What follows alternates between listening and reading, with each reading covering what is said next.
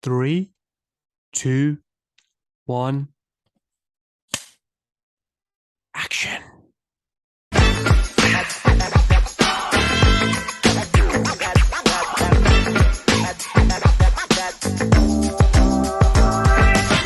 let me tell you something, brother.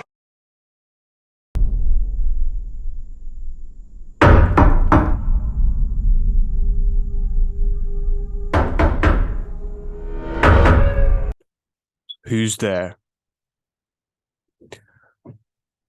Dave Bautista. Dave Bautista, the greatest wrestler turned actor ever. That's who's there at Knock at the Cabin. That's the guy who shows up in M. Night Shyamalan's latest thriller, suspense, horror film, whatever you want to call M. Night Shyamalan's genre of movie. Dave Bautista, the greatest, the man who has been dubbed in recent months by, the Knives Out director, name is eluding me. My goodness. Ryan Johnson. Shame on me. Shame on me. Ryan Johnson, James Gunn, fans, critics alike have been dubbing Dave Bautista as the greatest wrestler turned actor over the last few months, especially. I've said this, not to toot my own horn. I've said this since around 2018, 2017, perhaps even, after Dave had started as Drax in Guardians of the Galaxy and had given his breathtaking performance in Blade Runner 2049, which again was only a 5-10 minute scene. And for those of you who have watched the episode of the Wrestling Info podcast where we dissect Dave's performance in Blade Runner 2049 and the impact that had on his career and a trajectory, you know how special that was and what Dave can deliver and what I think of Dave. But since then, I've touted that he is the best wrestler turned actor, quite possibly. He rivals The Rock in talent, and I think surpasses The Rock in talent. He's definitely superior to John Cena, and he's proven since then, and continues to do so, that he is far more versatile than the both of them. So with M. Night Shyamalan's latest film, the excitement level for it was through the roof for me personally, because not because of M. Night Shyamalan, no disrespect to M. Night Shyamalan, but he's a fascinating director. He has his own types of films. He has his own style, if you will. We know what to expect with an M. Night Shyamalan movie. There's suspense, there's layers, there's very much things beneath the surface, and it's a slow build, so methodical pacing to the film. But with his recent work, it's been hit, it's been miss. So the excitement level for just a M. Night Shyamalan film has perhaps dwindled over the time a little bit, because you don't know what you're going to get. But for me, as a fan, as a wrestling and film aficionado, fascinator, whatever you want to call me, fan, I was fascinated. I was super excited for this project because of the stamp that Dave Bautista can leave on his career and on the doubters that he is a fantastic actor. No, I think we're past the point of he's the greatest wrestler turned actor. I think that was cemented before, but this has fully rubber stamped that. But I think more than anything, this is rubber stamped that he is a fantastic actor with great depth, and who can go in so many different areas. And he does not have to rely upon the physical gifts that he's given, the natural look that he possesses, and his historic background of being a tough guy. Because with Knock at the Cabin, like I said, the excitement for me was, yes, I've touted his acting skills. He's shown that in Blade Runner, Hotel Artemis, Hotel Artemis, Blade Runner. even in films like Guardians of the Galaxy, as the time has evolved, yes, he's been a great comedic foil in those films, but he's shown layers and great emotional depth at times. My Spy, Stuber, very comical, light-hearted roles, and more intense actiony roles in James Bond and others. But a lot of those in-depth acting roles, if you will, came in spurts. They came in glimpses because, like I said, as good as Blade Runner was, it was 5 minutes, 10 minutes. Hotel Artemis, he was a part of it, but he wasn't the central figure of the story driving it. Guardians, he's one of 3, 4, 5 other characters. Avengers, of course, he was a small piece in a very, very larger puzzle. So he's never had the opportunity to fully explore these roles where he doesn't rely upon his physicality.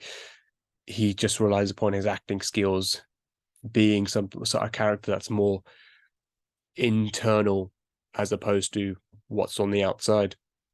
He's never had to do it and lead a film in that capacity, and this was the opportunity to do it more than any other film, because as great as a director as M. Night Shyamalan can be, his films are very dependent upon actors rising up and doing a fantastic job, because if they don't, the films will not, as great as they may be in terms of storylines and as compelling as scripts they may be, if the actor doesn't deliver the performance, they're not going to sustain the momentum and engagement of the film. And that's a flaw that Knock at the Cabin does possess, because as much as I think it's one of the best works of M. Night Shyamalan's career in terms of recent years,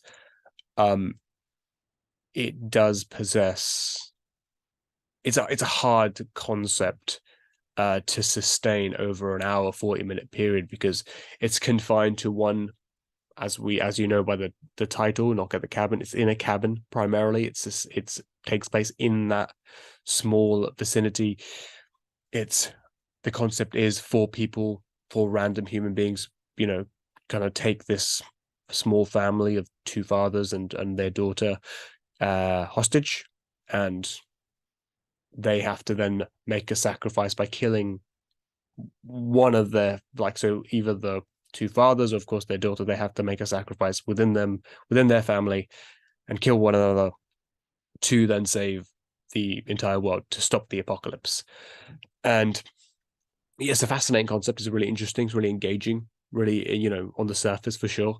But to sustain that is difficult. And the film doesn't, as much as it hooks you and there's always a level of interest in it, it doesn't always land as much as you would like. And I can't say too much, because you can never say too much about these type of films without spoiling much. And so I won't go too in depth. But the one constant in this film, and many actors are in this film and they do a good job, but one of the central figures is Bautista, and he comes pretty much from the jump in the film, and from the moment go, you're captivated by Dave, because he is this perplexing blend of being this, and this larger than life presence who dwindles down into this weak, vulnerable figure. And he's double the size of everybody else. His tattoos are very present. He's even, for this role, he even actually bulked out in terms of gaining fat, so he's even bigger, which can be still very intimidating when he's next to a young girl. He's double, like I said, he's bigger than everybody else in there, and it's just a fascinating blend that he manages to still, even though he is in some respect the threat, he isn't a threat, and you feel sympathy for him, you like him, he's constantly, and none of this is done through actions in terms of physical action. It's facial expressions, because there's countless close-ups and very long close-ups, long conversation scenes with this little girl in the film, or various other characters.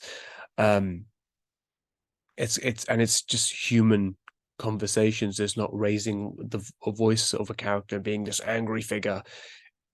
It's often soft and soft-spoken and pleading with the characters, even in the most intensive situations. And it's just, yeah, it's you can never, even if your interest dwindles in the story, it never dwindles with Dave and his character of Leonard. And that is one of the most incredible feats an actor, I think, can accomplish, even though a film may not always sustain and the energy and the interest level. But when the actor can constantly draw you in without the pomp and circumstance of uh big guns and action and catchy funny one-liners, or pizzazz that's going on around them, just raw emotion, simple on the surface dialogue, and subtleties in gestures and movement. um that is the most incredible thing.